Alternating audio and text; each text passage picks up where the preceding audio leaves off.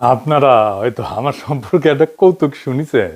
আমি শিওর আমি নাকি জামাত ইসলামের কাফের শাখার আমির। আমার হেটাররা আমাকে এইভাবেই ডাকে মাঝে মাঝে। আগে আওয়ামী লীগ আর বামেরা ডাকতো, এখন বিএনপি ওয়ালারও ডাকে। কিছুটা বিদ্রুপ থাকলেও এটা আমার হেটারদের অসহায়ত্ব এক ধরনের। আগে শুধু আওয়ামী লীগ, বাম আর ইন্ডিয়ার শত্রুতা মোকাবেলা করতে হইতো। এখন শত্রুর তালিকায় যুক্ত হয়েছে ফুন্দের আলো, দিল্লি স্টার, আর্মির দুর্বৃত্ত জেনারেলরা, শহীদুল আলমের মতো সুশীল, ডেভিড বার্গম্যানের মতো বিদেশি সাংবাদিক, আর বিএনপির পুরা র্যাঙ্ক অ্যান্ড ফাইল। আলহামদুলিল্লাহ, শত্রুরাই আমার ক্ষমতা বাড়াই দিচ্ছে। আমার শত্রু ভাগ্যকালে ঈর্ষণীয়। শত্রুরা যখন আপনার বয়ানের জবাব দিতে পারে না, তখন সে আপনার এই ক্যারিকেচার বানাইতে চায় অথবা ধ্বংস করতে চায়। তাই পরিষ্কার করে বলি যে আমি তো মুসলমানরা জানেন, আমি বলি আমি বাংলাদেশি হিন্দু। আমি জামাতের লোক না, জামাত করি না, এনসিপিরও কেউ না, এনসিপি করি না, কোনো রাজনৈতিক দলের সদস্য না, কোনো দল, কোনো গোষ্ঠী, কারো কাছে বিবেক বন্ধক দেই নাই। আমি আসছি বামপন্থী রাজনীতি থেকে। বাম রাজনীতির মধ্যে আমার রাজনৈতিক শিক্ষা বাইরে ওঠা। আমি এর ইতিহাস জানি, এর লড়াই জানি, তার সাহস জানি, তার দুর্বলতা জানি, তার ভীরুতা জানি, তার ব্যর্থতা জানি, বিশ্বাসঘাতকতাও জানি।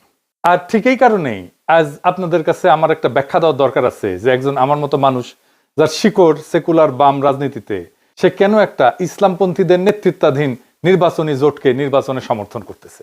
এর উত্তর আদর্শ না, ধর্মও না, এবং এটা কোনো ধান্দাবাজিও না। এর উত্তর হইল জুলাই। প্রশ্নটা হইল, জুলাই বেঁচে থাকবে নাকি জুলাইকে কবর দেওয়া হবে?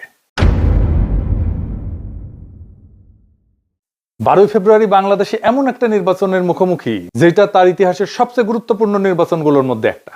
এটা কোনো রুটিন নির্বাচন না, কোনো দল বনাম দলের লড়াই না।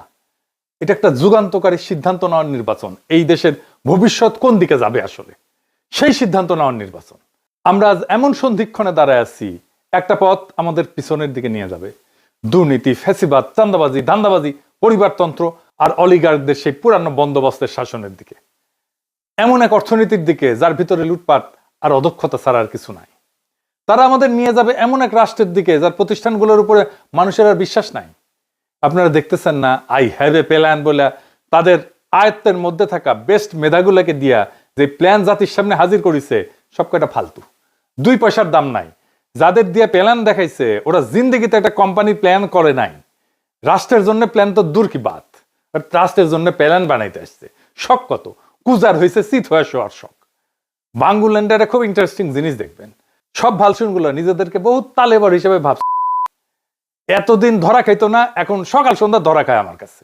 তাই ফরিদপুরে সোয়াবিন চাষ পায়, দিনাজপুরে আমের এক্সপোর্ট করতে চায়, নীলফামারীতে মেডিকেল কলেজ বানাইতে চায়, কুমিল্লায় ইপিজেড বানাইতে চায়, এভার কেয়ারের সরকারি হাসপাতালে রোগীর ডায়ালাইসিস করাইতে চায়, কারণ এভার কেয়ারের সারপ্লাস ক্যাপাসিটি আছে।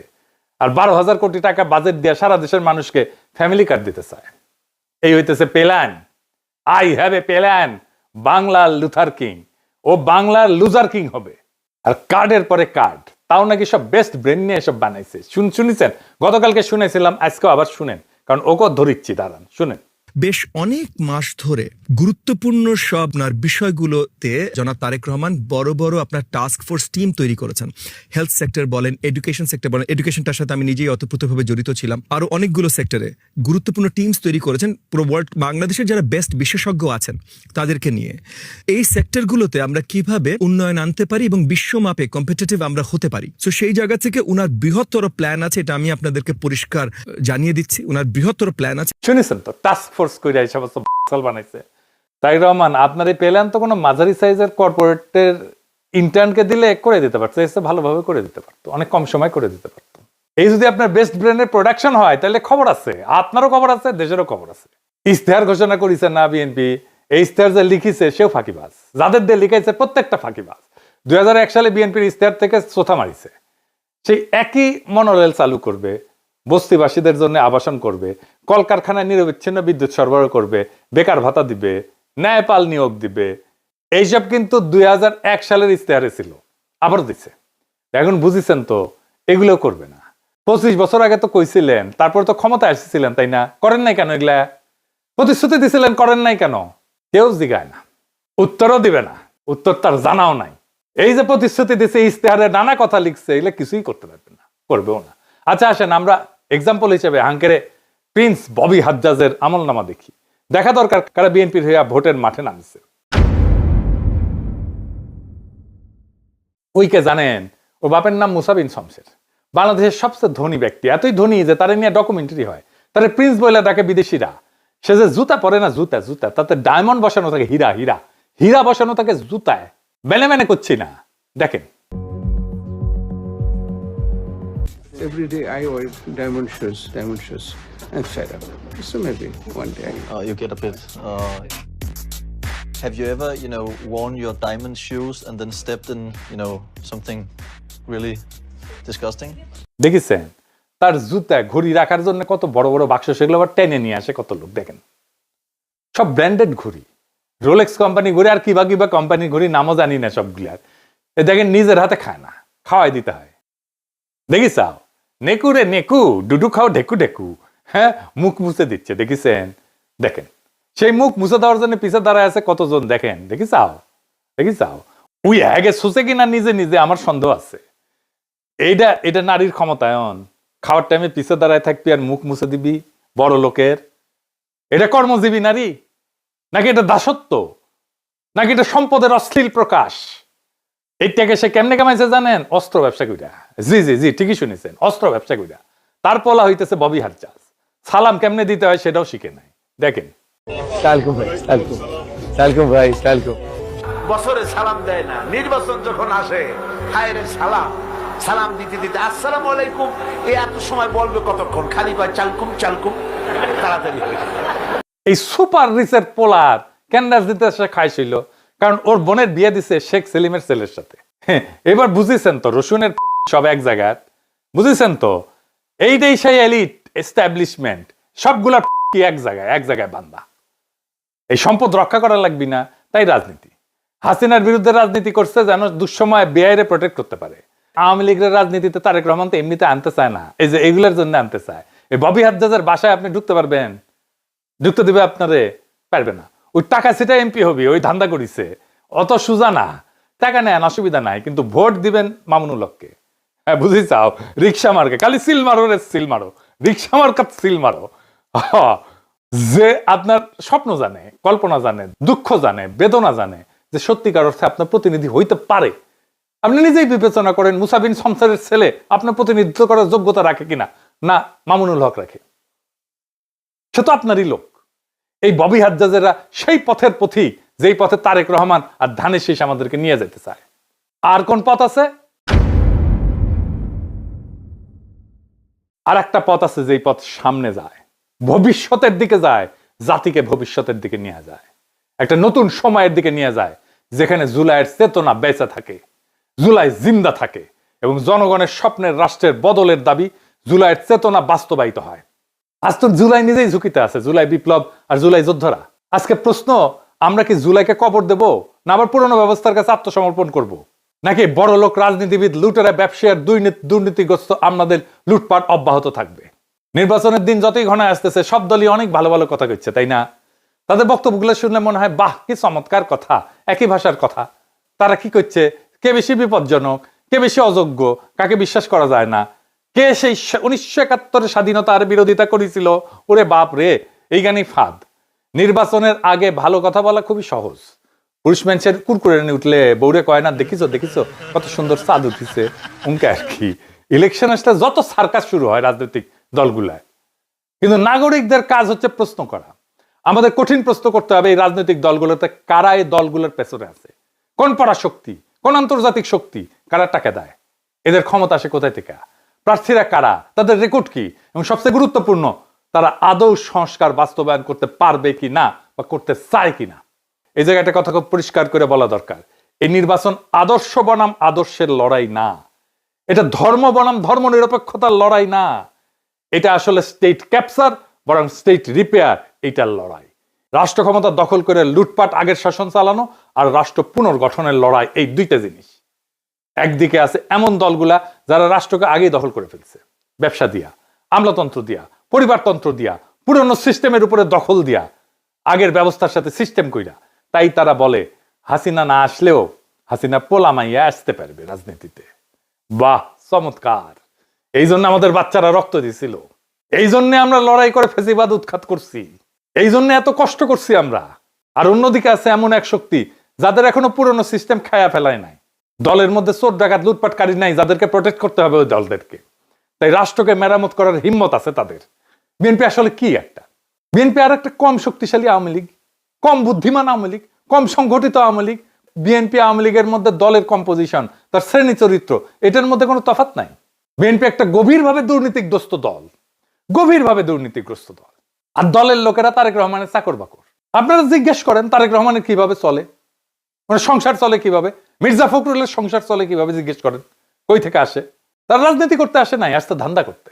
তাদের দেশকে নিয়ে কোনো মহৎ স্বপ্ন নাই। থাকলে হাসিনার আমলে জান প্রাণ দিয়ে লড়াই করতো, করে নাই। তারা আওয়ামী লীগের থেকে আলাদা না, একই জিনিসে তৈরি। আওয়ামী লীগ বিরিয়ানি হইলে বিএনপি তেহারি। ভাত পচলে খাওয়া যায়, বিরিয়ানি তেহারি পচলে খাওয়া যায় না। এই দুটোই পচা জিনিস। 90-এর দশকে এই দুই দল নীতি আদর্শ দিয়ে প্রতিযোগিতা করেনি, করছে দুর্নীতি, লুটপাট আর পাইয়া দেওয়ার রাজনীতি আর সহিংসতা দিয়া। 2006 সালে তত্ত্বাবধায়ক ব্যবস্থা ভাঙছে বিএনপির জন্য। বিএনপি দায়ী। সদ্য অবসরপ্রাপ্ত প্রধান বিচারপতিকে তত্ত্বাবধায়ক সরকার প্রধান হবে, এটাই ছিল সিস্টেম। 2004 সালে একটা সংবিধানের 4র্থ সংশোধনী গৃহীত হয়, অনেকেরই স্মরণ আছে। ওই সংশোধনীর মাধ্যমে বিচারপতিদের অবসরে যাওয়ার বয়সসীমা 65 থেকে 67 করা হয়, 2 বছর বাড়ানো হয়। এই বয়স বৃদ্ধির এই সিদ্ধান্তের পেছনে মূলত কাজ করছে পরবর্তী তত্ত্বাবধায়ক সরকার প্রধান কে হবে সেই হিসাব নিকাশ। সাবেক প্রধান বিচারপতি KM হাসানকে, যিনি একসময় বিএনপির রাজনীতির সাথে জড়িত ছিলেন, তাকে প্রধান উপদেষ্টা করাই ছিল এই সংশোধনীর মূল উদ্দেশ্য। যার ফল সামরিক শাসন, 1/11 এবং শেষ পর্যন্ত 15 বছরের ফ্যাসিবাদ। এই ফ্যাসিবাদ কায়েমের পিছনে পুরা দায় বিএনপির। সেই খাসলত বিএনপির বদলায় নাই। 2024-এর 5ই আগস্টের পরে বিএনপি চাঁদাবাজি, ধর্ষণ, খুন, জখম, বাড়ি দখল, 92% সহিংসতার সাথে বিএনপি জড়িত। তাও নিজের দলের লোকদের নিজেরা মারছে। কোন বাজার, হাট, ঘাট, bus stand, tempo stand, rickshaw stand, TV station, media, advertising firm দখল বাদ রাখি নাই, সব দখল করে ফেলছে। এস আলমের সাম্রাজ্য চালায় শ্রীলঙ্কা সালাউদ্দিন, বেকাত্তর টিভি চালায় বরকতুল্লাহ বুলু, আর টিভির দখল নিছে ওয়াহিদুজ্জামান অ্যাপোলো। এই কারণেই তারা বিশ্ববিদ্যালয় নির্বাচনগুলোতে প্রত্যাখ্যাত হয়েছে। ছাত্ররা প্রত্যাখ্যান করছে তাদেরকে। ছাত্ররা আদর্শে ভোট দেয় নাই, তারা দুর্নীতির বিরুদ্ধে ভোট দিছে। আজ বিএনপি মনোনয়ন দিছে অসংখ্য বিতর্কিত ব্যক্তিতে। বিএনপির 59% ক্যান্ডিডেট ঋণ খেলাপি, ব্যাংকের ঋণ নিয়ে শোধ দেয় না, খায় ফেলছে, পাচার করে দিছে। আসছে দেশের সেবা করতে, লজ্জা করে না এদের। 15 বছর ক্ষমতার বাইরে থেকে হঠাৎ তাদের হাতে অধেল টাকা কই থেকে আসলো? ব্যাংক লুটের টাকা, ঋণ খেলাপের টাকা। কিভাবে আসলো, কেন আসলো? কারণ পুরনো অলিগার্করাও, হাসিনার সব ব্যবসায়ীরা আবার এমন একটা দল খুঁজে পেয়েছে যাদের সাথে ব্যবসা করা যায়, তারাও দিতেছে। হাসিনার লোকদের কাছ থেকে নিচ্ছে টাকা। এমনকি বিএনপি আওয়ামী লীগকে রাজনৈতিকভাবে পুনর্বাসন করবে বলছে। তাদের আপত্তি নেই হাসিনার পুত্র আর কন্যারা যদি রাজনীতিতে আসে। বিএনপি চলে হারামের টাকায়, প্রত্যেকটা পয়সা হারামের পয়সা, প্রত্যেকটা পয়সা হারাম টাকা। মানুষের অভিশাপ আছে ওই পয়সার গায়ে। তারপরে তারা বলে তারা দুর্নীতি উচ্ছেদ করবে, চান্দাবাজি উচ্ছেদ করবে। হায় রে হায়, খারান খারান, আমার ঘোড়া একটু হাসবে। হয়েছে হয়েছে হয়েছে, আচ্ছা হয়েছে। দুর্নীতির টাকায় চলা দল দুর্নীতিকে উচ্ছেদ করতে পারে না। অলিগারদের উপর নির্ভরশীল দল সংস্কার করতে পারে না। এই কারণে জামাত এনসিপি জোট কাঠামোগতভাবে আলাদা। বাস্তব সংস্কার কেবল তারাই করতে পারে যারা দুর্নীতিগ্রস্ত ব্যবসায়ী আর আমলাতন্ত্রের কাছে বাধা পড়ে নাই। এই জোটের প্রতিশ্রুতিগুলো বিশ্বাসযোগ্য, কারণ তাদের দলে রক্ষা করতে হবে এমন চোর বাটপার নাই, লুটেরা নাই। তাদের নেতৃত্ব পুরনো বিষাক্ত রাজনীতিতে ডুবে নাই। দলে গণতন্ত্র আছে, পরিবারতন্ত্র নাই। সংবিধান সংস্কারের কথা তাদের মুখে শোভা পায়, কারণ তারা পরিবারতন্ত্র বাঁচাইতে রাজনীতি করে না।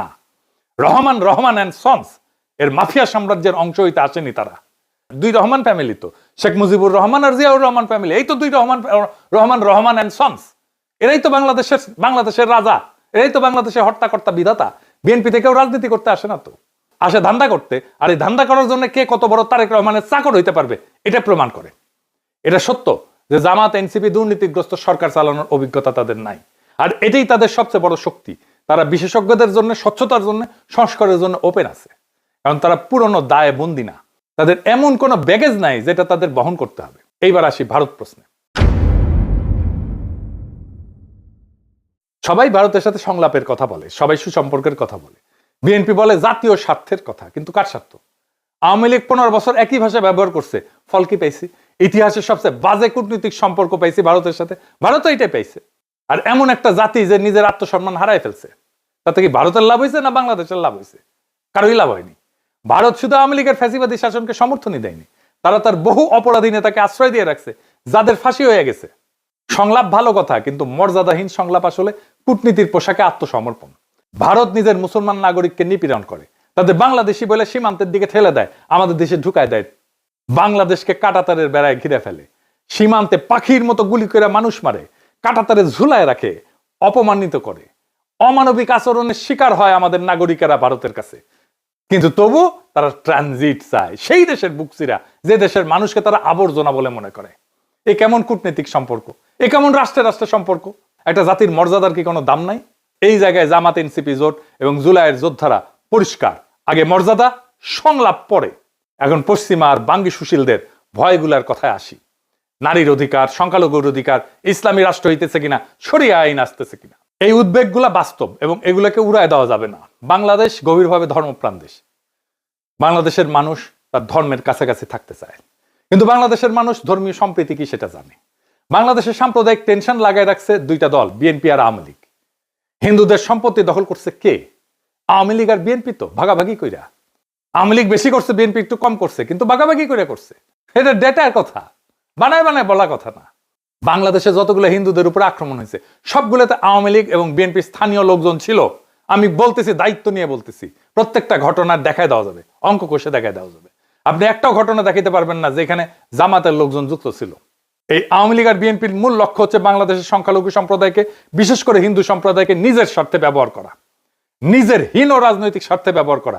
দেশে থাকলে ভোটটা তার, ইন্ডিয়া পালাইলে জমিটা তার। এইবার সাধারণ হিন্দু সম্প্রদায় জায়গা মতো ভোট দিয়ে দিবে, সিল মারো রে সিল মারো। এনসিপি জামাত তাদেরকে পূর্ণ মর্যাদায় নাগরিক হিসেবে ট্রিট করবে। তারা সিদ্ধান্ত নিয়ে ফেলছে, ইলেকশনের দিন তাদের বুঝতে পারবেন। এবং এর ফল যেটা হবে, বাংলাদেশের সংখ্যালঘু সম্প্রদায় বাংলাদেশের 55 বছরের ইতিহাসে যেমন আজাদির সুখ পায় নাই, সেই আজাদির সুখ, সেই আজাদির স্বপ্ন তাদের পূরণ হবে। এইটা তারা পাইতে যাইতেছে এই জামাত এনসিপির শাসনে। লিখে রাখতে পারেন, গত 15 বছরের দমন বাংলাদেশের ইসলামী নাম পরিচয় মুছে দেওয়ার চেষ্টা করছিল, পারে নাই। ক্ষোভ বাড়াইছে, ইসলামী পরিচয়ের ঝান্ডার নিচে মানুষ সংগত হয়ে দাঁড়াইছে। যদি এবার মানুষের আকাঙ্ক্ষাকে বাধা দেওয়া হয়, ইসলাম ঠেকানোর নামে, ইসলামী রাষ্ট্র ঠেকানোর নামে গণরায়কে যদি প্রতিফলিত হইতে না দেওয়া হয়, তাহলে বাংলাদেশ একটা দীর্ঘমেয়াদী রক্তাক্ত সংঘাতের দিকে যাবে, যা আমাদের কারোই নিয়ন্ত্রণে থাকবে না। এই নির্বাচন ধর্মীয় আইন চাপানোর জন্য না, এটা এমন একটা জোট গঠনের প্রশ্ন যারা জুলাইয়ের সংস্কার আকাঙ্ক্ষা সম্পন্ন করতে পারে। নারীর অধিকার, সংখ্যালঘুর নিরাপত্তা, সংবিধানের সীমার উপরে কোনো আঘাত সহ্য করা হবে না। পরিষ্কার, প্লেন অ্যান্ড সিম্পল। আমরাই ঢাল হয়ে দাঁড়াবো। আজ আমাদের সামনে সিদ্ধান্ত স্পষ্ট। দল বনাম দল না, স্লোগান বনাম স্লোগান না, বরং দুর্নীতিগ্রস্ত অতীতে ফেরা নাকি জুলাই যা শুরু করছিল তা সম্পন্ন করা, এটাই এখন প্রশ্ন। জুলাই শুধু প্রতিবাদ ছিল না, জুলাই ছিল এক ঘোষণা। দেশের নাগরিক কারো প্রজা না, মর্যাদা দর কষাকষির বিষয় না, ক্ষমতা জনগণের কাছে জবাবদিহি করবে। বাংলাদেশ কোনো পরিবারের জমিদারি না। জুলাইয়ের প্রতি দায়বদ্ধতা, মর্যাদার প্রতি দায়বদ্ধতা, সংস্কারের প্রতি দায়বদ্ধতা, এগুলো কোনো বিমূর্ত ধারণা না। এইগুলা প্রত্যেকটা বাংলাদেশী নাগরিকের আজাদির ভিত্তি। দুর্নীতি থেকে আজাদি, ভয় থেকে আজাদি, পরিবারতন্ত্রের নিগড় থেকে আজাদি, সাদাবাজি থেকে আজাদি, অপমান থেকে আজাদি, দেশকে ধান্দার লুটপাটের জায়গা ভাবা এই রাজনীতি থেকে আজাদি। আজাদি মানে ভিক্ষার রাজনীতি না, যে আমাকে কার্ড ধরায় দেবে আর মাসে মাসে খয়রাতি দেবে। আজাদি মানে রাষ্ট্রের কাছে হাত পেতে থাকা না। আজাদি মানে নাগরিক হিসেবে মাথা উঁচু করে দাঁড়ানো। নারী, পুরুষ, সংখ্যালঘু, সংখ্যাগুরু আইনের সামনে সমান। বাংলাদেশের রাষ্ট্রের সামনে, সংবিধানের সামনে সবার অধিকার সমান। নিজের মর্যাদায় নিরাপদ। জুলাইয়ের জন্য, মর্যাদার জন্য, সংস্কারের জন্য, আজাদির জন্য জামাত এনসিপি জোটকে এই নির্বাচনে জিততেই হবে। এর কোনো বিকল্প নাই। ইনকিলাব জিন্দাবাদ, আজাদি জিন্দাবাদ।